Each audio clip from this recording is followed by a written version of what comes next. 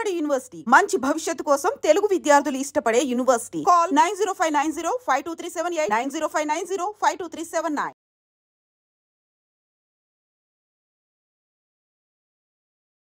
అత్యంత ఘోర రోడ్డు ప్రమాదం అయితే జరిగింది. యాక్చువల్లీ ఈ మధ్యకాలంలో రోడ్డు ప్రమాదాలు కూడా చాలా ఎక్కువ జరుగుతున్న పరిస్థితి అయితే కనిపిస్తోంది. ఎస్పెషల్లీ ఎర్లీ మార్నింగ్ అవర్స్లో ఇట్లాంటి రోడ్డు ప్రమాదాలు జరుగుతూ ఉంటాయి. అండ్ తరచుగా కూడా ఈ రోడ్డు ప్రమాదాలు పెద్ద వెహికల్స్ అంటే ట్రావెల్స్ బస్ ఎక్కడైతే ట్రావెల్ చేస్తూ ఉంటాయో రాత్రిపూట వాళ్ళు 140 నుంచి 160 స్పీడ్లో కూడా వెళ్తూ ఉంటారు అని చాలామంది ప్రత్యక్ష సాక్షులు కూడా చెప్తున్నారు. అయినా ప్రయాణాలు ఎక్కడైనా ఆపుతామంటే ఎక్కడ కూడా ఆపకుండా మనం అందులోనే ప్రయాణిస్తూ ఉంటాం. అండ్ ఇద్దరు డ్రైవర్లు ఉండాలి. ఇట్లాంటి నిబంధనలు చాలానే పెడుతుంది. కానీ ఎక్కడ కూడా ఈ ప్రైవేట్ ట్రావెల్స్ బస్సులు అయితే పాటించే పరిస్థితి ఉండదు.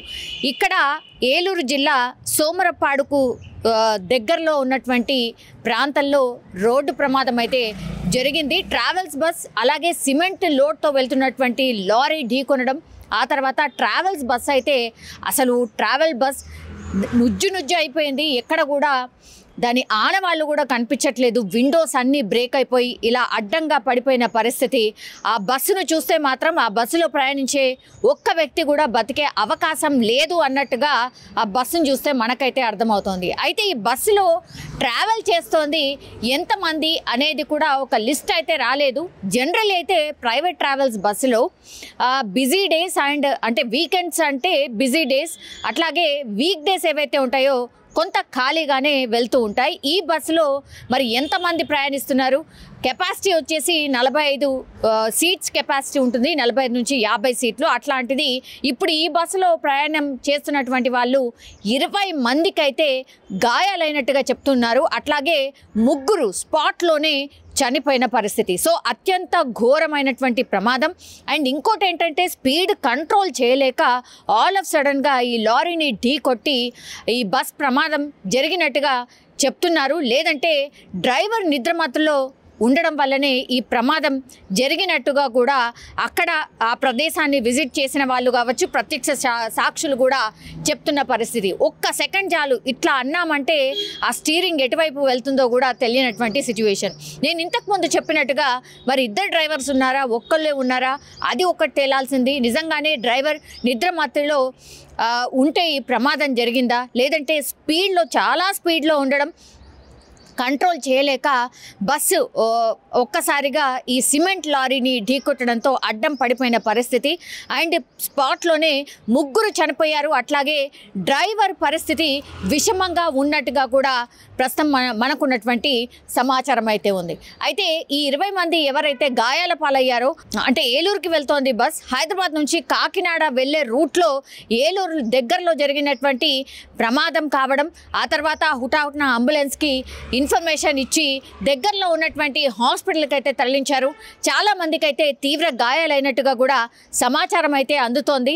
స్పాట్కి చేరుకున్నటువంటి రెస్క్యూ సిబ్బంది ఈ బస్సులో ప్రయాణిస్తున్న వాళ్ళందరినీ కూడా హుటాహుటిన దగ్గరలో ఉన్నటువంటి హాస్పిటల్కి తరలించారు. అట్లాగే వాళ్ళ బంధువులకు కూడా ఇన్ఫర్మేషన్ ఇవ్వడం జరిగింది. 3 స్పాట్లో చనిపోవడం, ఆ తర్వాత డ్రైవర్ పరిస్థితి విషమంగా ఉండడం. దీన్ని బట్టే మనం అర్థం చేసుకోవచ్చు ఎంత ఘోర రోడ్డు ప్రమాదం జరిగింది అనేసి. కానీ ఇట్లా నేషనల్ హైవేస్ మీద ఈ మధ్య కాలంలో ట్రావెల్స్ బస్ వాళ్ళు స్పీడ్ లాక్ చేసినప్పటికీ కూడా మరి ప్రమాదాలు ఎందుకు జరుగుతున్నాయి? కనిపించడానికే స్పీడ్ లాక్ ఉంటుంది కానీ ఎక్కడ కూడా వీళ్ళు కంట్రోల్డ్గా నడిపించట్లేదు అనే విమర్శ కూడా ఒకటి వినిపిస్తోంది. కానీ ఈ పర్టికులర్ ఈ రోడ్ యాక్సిడెంట్లో ఇప్పుడు హైదరాబాద్ నుంచి కాకినాడ వెళ్ళేటువంటి రూట్లో పర్టికులర్గా ఈ రోడ్ యాక్సిడెంట్ స్పీడ్ వల్ల జరిగిందా, లేకపోతే డ్రైవర్ నిద్రమత్తు వల్ల జరిగిందా? చెప్పాలంటే మాత్రం డ్రైవర్ కూడా ఇప్పుడు విషమ పరిస్థితిలో ఉన్నాడు, సీరియస్ కండిషన్లో ఉన్నాడు. కాబట్టి పోలీసులు అండ్ అక్కడ సీన్ ఆఫ్ ఎఫెన్స్లో చూసిన దాన్ని బట్టి ఒక అంచనాకైతే వస్తున్న పరిస్థితి అయితే కనిపిస్తోంది.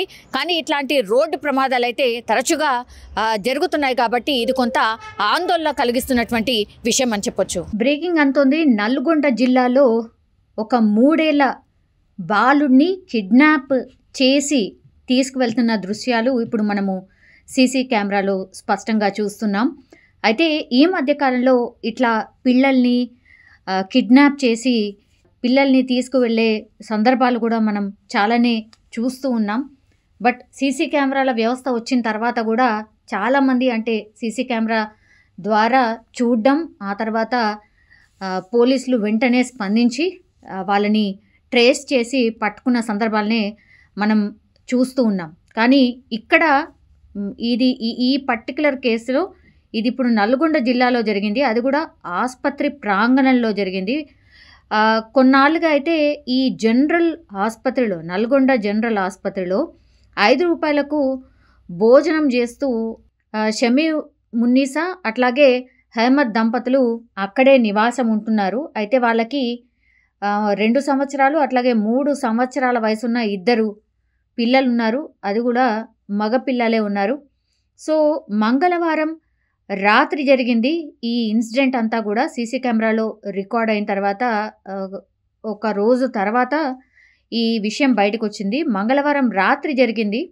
అయితే అర్ధరాత్రి సమయంలో భార్యాభర్తలు 2 కూడా చిన్నారులతో కలిసి నిద్రిస్తూ ఉన్నారు. అయితే ఈ 3 ఏళ్ల చిన్నారు ఎవరైతే ఉన్నారో అబ్దుల్ రెహమాన్ని ఇప్పుడు మనం చూస్తున్న సీసీ కెమెరాలో చూస్తున్నటువంటి గుర్తు తెలియని వ్యక్తి అయితే తీసుకొని వెళ్ళిపోతున్నాడు. సో ఈ పొద్దున లేచి చూసేసరికి వాళ్ళిద్దరు కూడా మంచిగా మంగళవారం రాత్రి అందరూ కూడా కుటుంబం అంతా గాఢ నిద్రలో ఉండుంటారు. ఆ సమయంలో ఈ బాలుడిని ఒక వ్యక్తి ఎత్తుకెళ్ళిన సందర్భం కూడా వాళ్ళు నోటీస్ చేయకపోవడం, ఆ తర్వాత సీసీ కెమెరాలో ఎప్పుడు చూసారంటే తెల్లారి లేచి బాలుడు కోసం వెతికారు కుటుంబ సభ్యులు 2 కూడా.